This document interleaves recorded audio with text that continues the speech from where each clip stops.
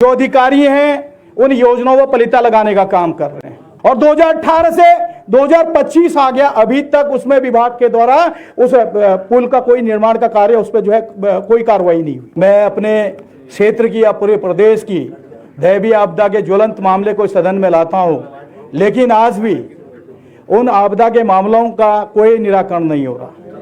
माननीय अध्यक्ष जी, एक तरफ से सरकार गैरसैंण की विधानसभा में मैंने इस मामले को रखा था, माननीय मुख्यमंत्री जी ने धन दिया, मैं उनका धन्यवाद करता हूं, लेकिन जो अधिकारी हैं उन योजनाओं पर पलीता लगाने का काम कर रहे हैं।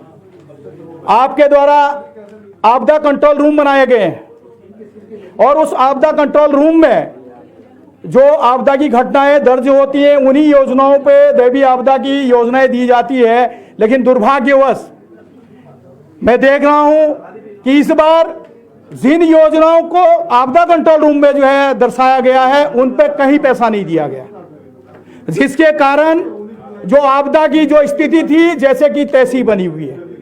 और माननीय अध्यक्ष जी, एक बीच में एक स्कूल के बच्चों को गरारी के द्वारा खींचा जा रहा था, उसको बड़ा प्रदेश के मीडियाओं में दिखाया गया।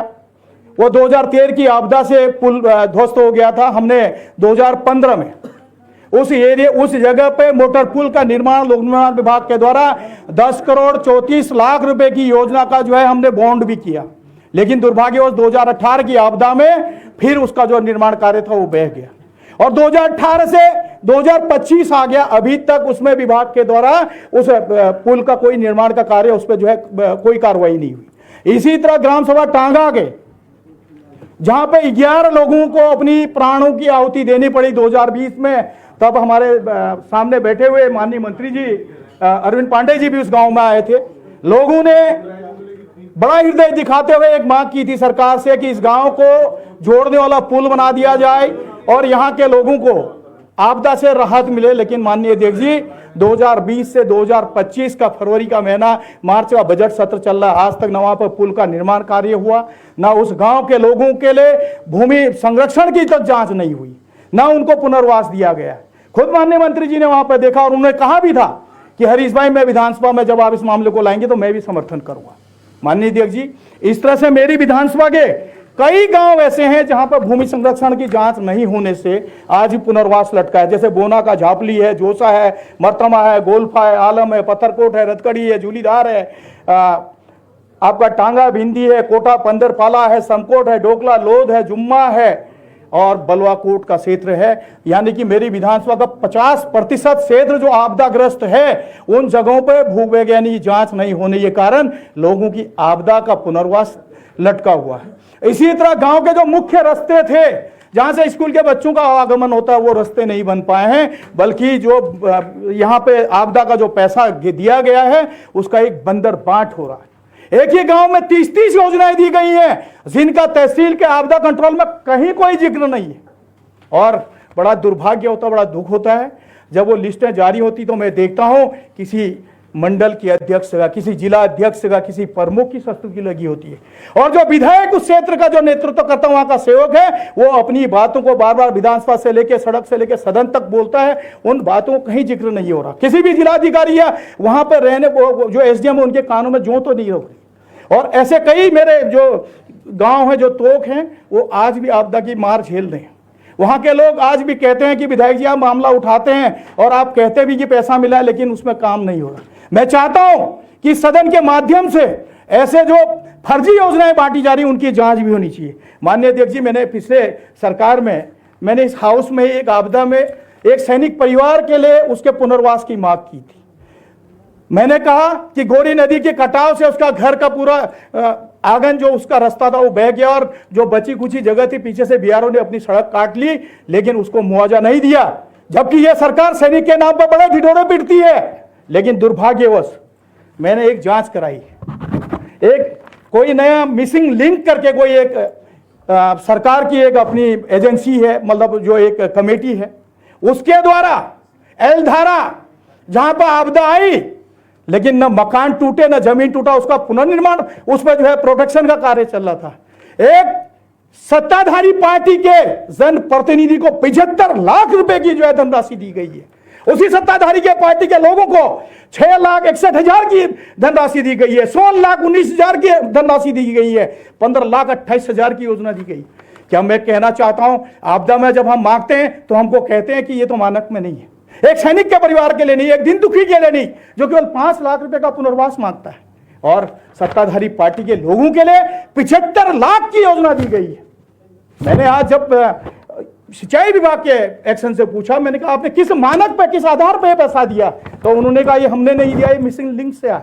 मैं कहना चाहता हूं माननीय अध्यक्ष जी, जो उप जिलाधिकारी या जिलाधिकारी है जिन्होंने ये प्रपोजल भेजा, क्या उनके नजरों में वहां पर रहने वाले गरीब लोग जो केवल 4 लाख रुपए जो सरकार की एक पुनर्वास की नीति उसको मांग रहे हैं, उसको देने को नहीं है?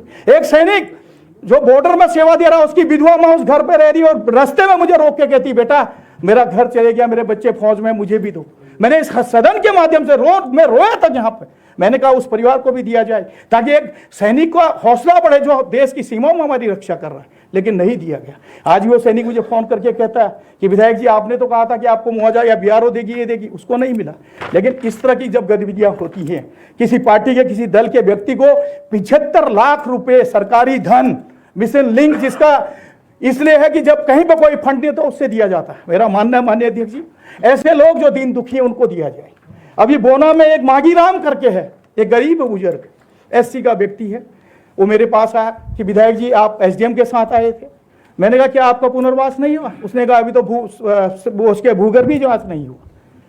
जिन लोगों की आवाज उठाने को कोई नहीं है, जिसका कोई दल नहीं है, उनको नहीं दिया जा रहा, उनको जो है वंचित रखा जा रहा है। मेरी विधानसभा का अभी कई गांव ऐसे हैं जहां पर रास्ते नहीं मिले हैं। अभी मैं देख रहा था, हमारा दूरस्थ गांव मेतली है, वहां के पुलों का निर्माण नहीं हुआ। गैला में पत्थरकोट एरिया में पुल का निर्माण नहीं हुआ। इसी तरह जारा जिबली में जूनियर हाई स्कूल के बगल में आपदा से पूरा स्कूल खतरे की चपेट में है। मैंने सिंचाई विभाग से लेके जिलाधिकारी सबसे कहा, मैंने कहा कम से कम एक ऐसा तटबंध बना दो जिससे कि बच्चों को कल को स्कूल में खतरा ना हो। कंक्लूड करें। लेकिन उसमें भी अभी तक कोई राहत नहीं मिल रहा। तो माननीय अध्यक्ष जी, मैं आपका संरक्षण चाहता हूं, और मैं चाहता हूं कि सरकार जिन योजनाओं पे आपदा का पैसा नहीं जाना चाहिए, उन जगहों पर पैसा दे रहा, तो क्या जो पैसा जारी कर रहा उस अधिकारी के खिलाफ कार्रवाई करेंगे? क्योंकि ये आपदा किसी व्यक्ति विशेष के लिए नहीं है, उस गांव की, वहां की जो मेन मुख्य जो उनकी जो समस्या है उसके निदान के लिए। और माननीय अध्यक्ष जी, मैं आपका जो है संरक्षण चाहता हूं। मैं चाहता हूं कि स्पीड से आपके माध्यम से एक निर्देशित हो सरकार को कि ऐसा काम किया जाए जो एक नजीर के रूप में पेश हो। और मुझे तो ऐसा लग रहा है कि विधानसभा धारचूला को जो है आपका भ्रष्टाचार की प्रकाष्ठा लिखी जा रही है। पैसा आ रहा है सरकार से, लेकिन राजनीतिक दलों के सत्ता के लोगों को उनको दे दिया जा रहा है, उनको बंदरबाट कर दिया जा रहा है। और बदनामी सोशल मीडिया में देखने के लिए को विधायक को उठाना पड़ता है। कहते हैं कि वहां का विधायक बोलता है लेकिन करता कुछ नहीं। मेरी मजबूरी में हमेशा सदन में जब मुझे मौका नहीं मिलता तो मैं अपने पार्टी के खिलाफ भी लड़ता हूं। लेकिन क्या सरकार की यह नैतिकता नहीं है? सरकार की नैतिकता, सरकार की जिम्मेदारी है कि चुनाव के बाद कोई भी हो, किसी भी दल का व्यक्ति हो, इस उत्तराखंड राज्य का जो निवासी है उसको मूलभूत समस्याओं का जो है निदान होना चाहिए, उसको सुविधाएं मिलनी चाहिए।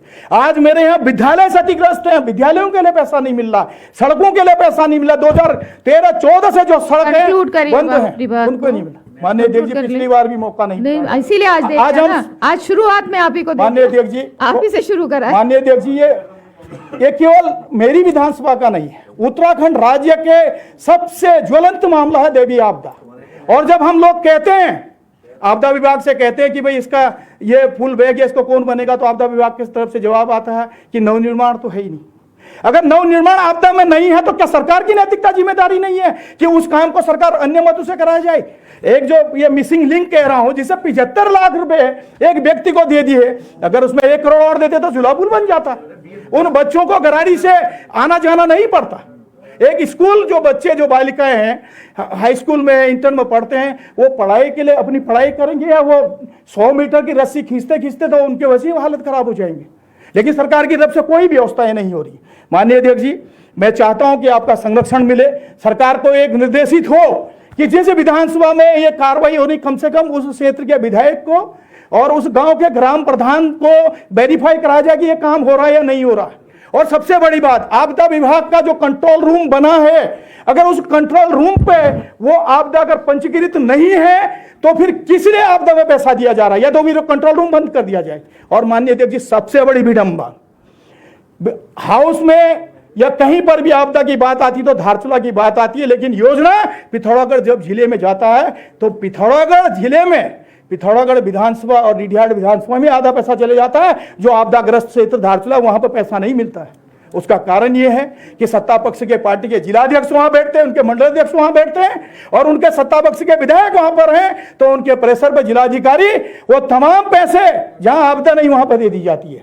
मैं चाहता हूं कि आज इस लोक महत्व के प्रश्न में सदन की कार्रवाई को रोककर सबको चर्चा में जो है चर्चा कराई जाए, और दूध का दूध, दूध का पानी हो। और मैं माननीय अध्यक्ष जी, मुझे विश्वास है कि आप सदन से एक ऐसा निर्देशित करेंगे कि मुझे अगली बार जब विधानसभा का सत्र हो तो मुझे इस आपदा के मामले को न लाना पड़े। अगर मैं तत्कालीन कोई मामला हो तो उसको लाऊं। ये पुराने जो मामले में हर बार इस हाउस में बोलता हूं, अब तो मैं भी थक गया माननीय अध्यक्ष जी, अब तो मुझे भी पीड़ा हो गई। मैं 2018 से आपदा के मामले में बोल बोल के थक गया हूं। गरीब के लिए अगर हम बोलते हैं तो बोलते हैं ये आपदा में मानक नहीं है। और एक व्यक्ति जो धनाढ्य है, जो सब कुछ सक्षम है, उसको 75 लाख दे रहे हैं। चलिए, 5 लाख किसी को देने को तैयार नहीं, 75 लाख एक को दे रहे हैं। तो इन चीजों की जांच होनी चाहिए माननीय अध्यक्ष जी। इसी के साथ मैं आपका बहुत बहुत धन्यवाद करता हूं।